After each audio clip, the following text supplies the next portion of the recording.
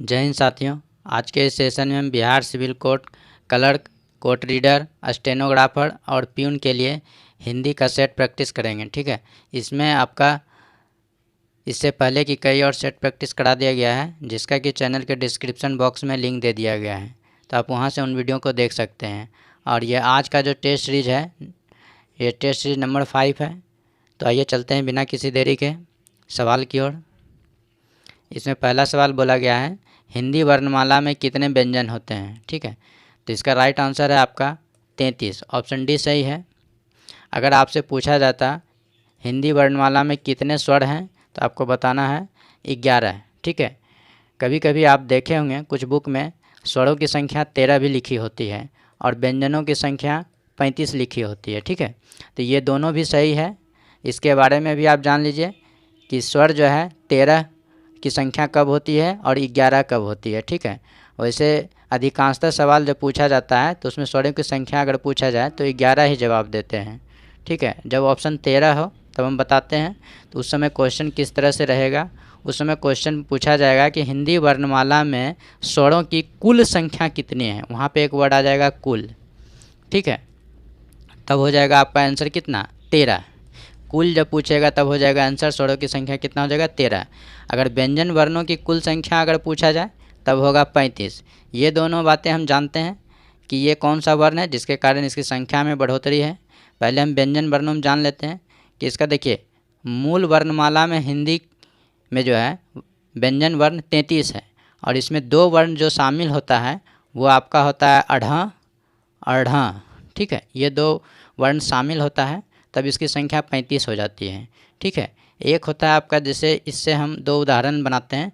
जैसे देखिए, एक होता है ढ, ये इससे अगर उदाहरण बनाएंगे तो क्या बनेगा, ढक्कन। ठीक है, और जब यहाँ पे देखिए कोई बिंदी नहीं लगा है, लेकिन जब बिंदी लगाते हैं तो उसका मात्रा पढ़ते हैं तो अलग हो जाता है। ठीक है, जैसे सड़क, सड़क में आपका ये वाला स देते हैं और अड़ा देते हैं। ठीक है, ढक्कन से अगर बनाते हैं जैसे सूर्य गढ़ा, ठीक है, सूर्य गढ़ा, तब यहाँ पे बिंदी लगाते हैं, अढ़ा का उच्चारण आता है। तब ये ढ हो गया, ये अढ़ा हो गया, ये हो गया सड़क। ठीक है, यहाँ पे बिंदी रहेगा। और ड का मतलब होता है जैसे डमरू। ठीक है, अब समझ गए कि ड इसको पढ़ते हैं, इसको अड़ा पढ़ते हैं। तो सड़क में बिंदी लगाना है, डमरू में ड पढ़ते हैं तो यहाँ बिंदी नहीं लगाना। तो यहाँ आप दोनों का उच्चारण देख लिए शब्द की पहचान से। ठीक है, ये इस वजह से ही इसकी संख्या व्यंजन की जो है 35 हो जाती है। ठीक है, अब चलते हैं स्वर की तरफ। स्वर में जो है 2 वर्ण ऐसा है, अंग और अ। ठीक है, ये इसको अयोग्यवाह कहते हैं। इसको जो है हिंदी वर्णमाला में, मतलब मूल वर्णमाला में काउंट नहीं किया गया है, इसलिए इसकी संख्या कितनी है, 11। जब इसको काउंट करते हैं तो हो जाता है इसकी संख्या कितनी, 13। तो उम्मीद है कि आपको ये वर्णों की संख्या आसानी से समझ में आ गया होगा। वैसे इसके लिए हम आपके लिए जो है एक चैप्टर वाइज वीडियो बना देंगे। ठीक है, जिसमें कि आपका वर्णमाला से संबंधित जितना भी क्वेश्चन रहेगा सारा क्लियर हो जाएगा। ठीक है, इसके अलावा जो है और भी वीडियो हिंदी ग्रामर का चैनल पर अपलोड है, जिसमें कि संधि, समास, विलोम शब्द, ये सभी चैप्टर जो है पूरा थ्योरेटिकल समझाया गया है, जिसमें कि हर एक वर्ड के बारे में आप समझ पाएंगे। ठीक है, चलते हैं नेक्स्ट सवाल की ओर। देखिए, नेक्स्ट सवाल में बोला गया आपका, वह घर से बाहर गया, इस वाक्य में कौन सा कारक है। कारक का चिन्ह बोला गया है। तो कारक आपको हम कई बार बताए हैं, यहाँ भी जान लीजिए कारक। देखिए, कारक में क्या क्या आता है। कारक का 8 भेद होता है। ठीक है, पहला होता है कर्ता ने, पहचान है इसका क्या, ने, कर्ता ने कर्म को करण से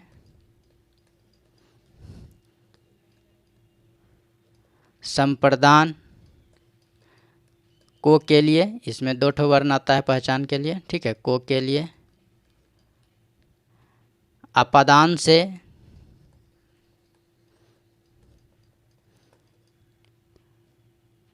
संबंध काके की, संबंध में आपका 3 वर्ड आता है, का, के, की। ठीक है, संबंध काके की। 7वां हो गया अधिकरण,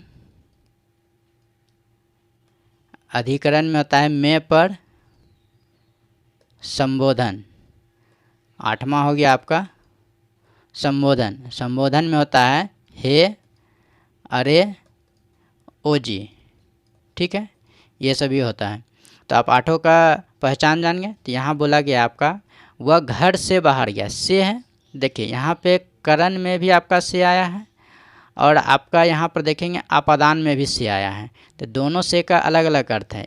करण वाला जो से है इसका अर्थ होता है किसी के साथ, ठीक है, जैसे वह कलम से लिखता है। तो जहाँ साथ हो, जुड़ाव का बोध हो, तो वहाँ करण कारक का चिन्ह समझेंगे। और जहाँ जुदाई का बोध हो वहाँ पर अपादान कारक का शब्द समझेंगे, ठीक है। जैसे पेड़ से पत्ता गिरा, पत्ता जब गिरेगा तो अलग हो जाएगा, तो वहाँ पे से का प्रयोग समझेंगे, ठीक है। उसी तरह से जैसे यहाँ पे है वह घर से बाहर गया, यहाँ अलग हो रहा है, तो यहाँ पे सही उत्तर हो जाएगा आपका ऑप्शन डी, अपादान से, ठीक है। तो ऑप्शन डी सही आंसर है। नेक्स्ट,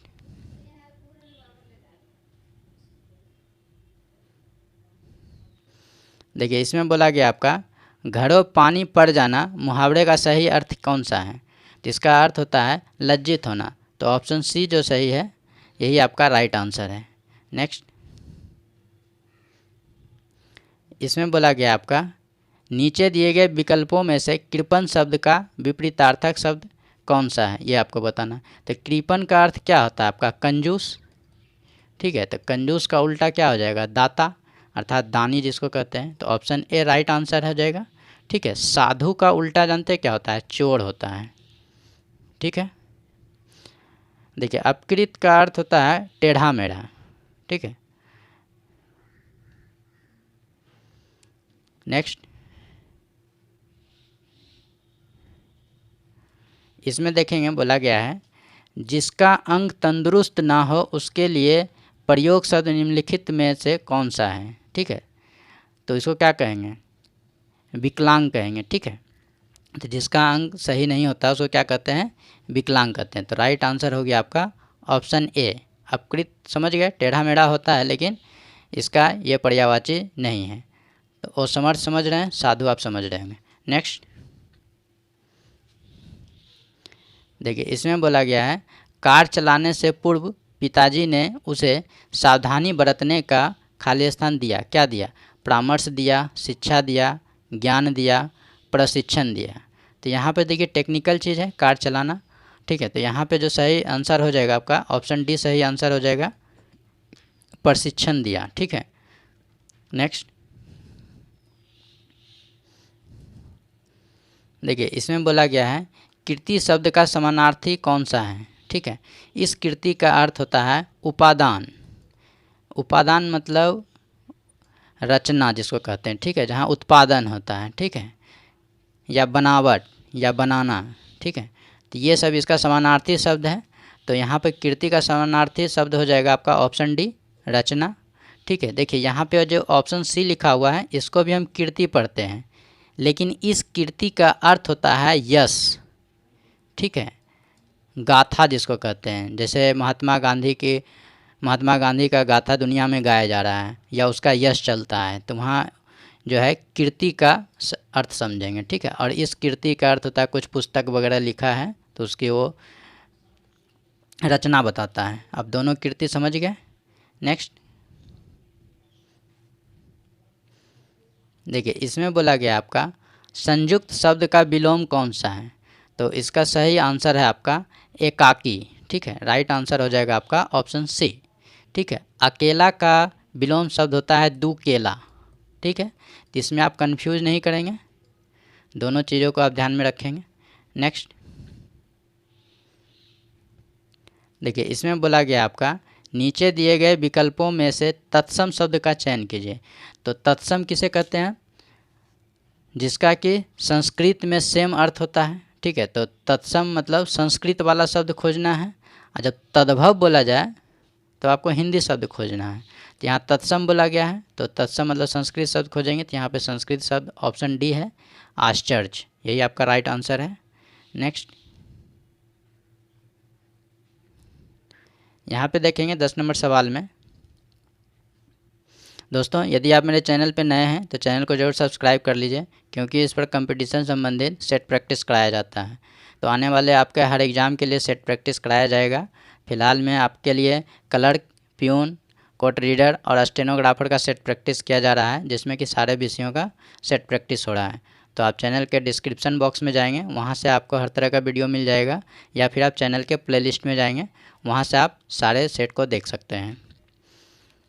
और सारा सेट जो है सेट वाइज है और नंबरिंग वाइज है, तो आपको किसी भी तरह का दिक्कत नहीं होगा, आप स्टार्टिंग से भी पढ़ सकते हैं।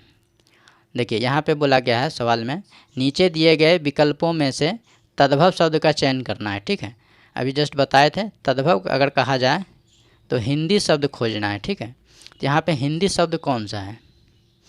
देखिए यहाँ पे हिंदी शब्द आपका सांस है, ऑप्शन बी यहाँ पे राइट आंसर है।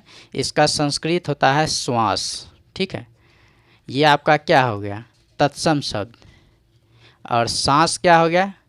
तद्भव शब्द। ठीक है, शांति जो है आपका, ये आपका तत्सम शब्द है। ठीक है, ये संस्कृत शब्द है, हिंदी में जो है इसको डायरेक्टली उठा के रख लिया गया है। तो अगर आपसे पूछा जाए शांति कौन सा शब्द है, तो आपको बताना है तत्सम शब्द है। ठीक है, गणना ये भी आपका जो है तत्सम शब्द है। दंत ये भी आपका तत्सम शब्द है, इसका हिंदी रूपांतरण क्या होगा? दांत। ठीक है, नेक्स्ट सवाल में चलते हैं। इसमें बोला गया है राजमहल में कौन सा समास है? देखिए समास के लिए जो है हिंदी ग्रामर में बता दिए थे उसका पूरा चैप्टर। ठीक है, तो चैनल के डिस्क्रिप्शन बॉक्स में लिंक दिया हुआ है, तो आप पूरा समास का चैप्टर पढ़ सकते हैं। उसमें हर कन्फ्यूजन को दूर किया गया है और हर चीज़ को बारीकी से समझाया गया है। ठीक है, और उसमें ट्रिक भी बताया गया है, ताकि आप आसानी से कोई भी वर्ड देखें और फटाफट उसका आंसर ढूंढ पाएँ। तो आप वहाँ से समास को पूरा ज़रूर देख लीजिएगा एक बार। ठीक है, यहाँ पे देखिए बोला गया राजमहल में कौन सा समास है? तो राजमहल मतलब क्या? अगर इसका विग्रह करते हैं तो क्या कहेंगे? राजा का महल, इसी तरह से विग्रह होगा। तो यहाँ पे देखेंगे एक वर्ड आया है का, मतलब संबंध जोड़ रहा है। ठीक है, जब संबंध जुड़ता है तो हम संबंध का चर्चा करते हैं तत्पुरुष में।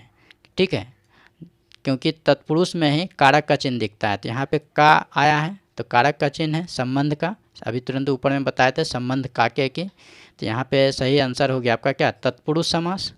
बहुव्रीहि समास में क्या होता है? विशेष अर्थ बताएगा। ठीक है, कर्मधारय समास में क्या है? शब्द तोड़ने पर विशेष अर्थ नहीं बताएगा, बल्कि आगे का जो वर्ड होगा वो आपका विशेषण होगा। जैसे देखिए नील गाय, नील गाय, गाय कैसा है? नीला है, तो ये विशेषण बताया। ठीक है, विशेषण हो गया तो कर्मधारय। अब बस यही चीज़ जब विशेष अर्थ बताएगा तब हो जाएगा क्या? बहुव्रीहि समास। द्विगु समास में क्या आता है? संख्या वर्ड रहेगा। ठीक है, जैसे पंचभुजी, अष्टभुजी, मतलब संख्या वाला नंबर जो रहेगा वो द्विगु समास कहलाएगा। ठीक है, नेक्स्ट देखिए इसमें बोला गया है जो बहुत बातें करता हो, वाक्यांश के लिए एक शब्द क्या है? तो बहुत बात करने वाला को क्या कहेंगे? वाचाल कहेंगे। तो ऑप्शन सी सही आंसर हो जाएगा, वाचाल। बहुभाषी का अर्थ होता है कि जो बहुत सा भाषा का जानकारी रखता है या बहुत भाषा जानता हो, तो उसको क्या कहेंगे? बहुभाषी। ठीक है, बधिर मतलब जो नहीं सुन रहा है। ठीक है, बहरा जिसको कहते हैं। वचनीय माने बोलने योग्य। नेक्स्ट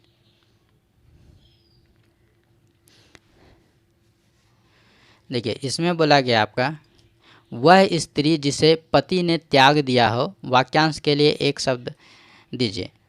तो इसका राइट आंसर हो जाएगा परित्यक्त। ऑप्शन डी सही है।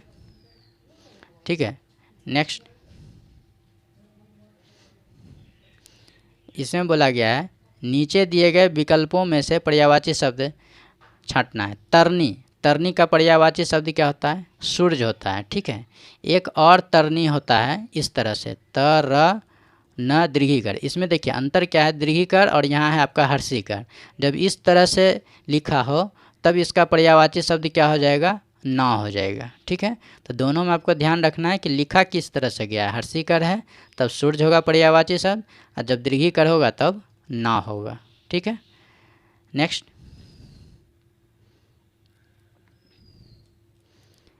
देखिए इसमें बोला गया है नीचे दिए गए विकल्पों में से पर्यायवाची शब्द छांटना है। दिनकर, ठीक है, दिनकर का पर्यायवाची शब्द क्या होता है? दिनकर का पर्यायवाची होता है आपका प्रभाकर। ऑप्शन बी सही है, ठीक है, मैंने प्रकाश वाला चीज़ दिनकर का अर्थ होता है, ठीक है। निशाचर मतलब होता है कि जो रात में चलता है, जैसे राक्षस, दैत्य, दानव, ये सब जो है आपका निशाचर का पर्यायवाची शब्द है। सुधाकर और विभाकर ये सब जो है आपका चांद का पर्यायवाची है, ठीक है, चांद का। नेक्स्ट 16 नंबर सवाल में आप देखेंगे, इसमें बोला गया है नीचे दिए गए विकल्पों में से उपयुक्त समास छांटिए, ठीक है। अभी तुरंत बताए थे समास के बारे में, तो यहाँ पे आप देखेंगे दिया गया है वशीकरण। तो वशीकरण मतलब क्या होगा? वश में करना।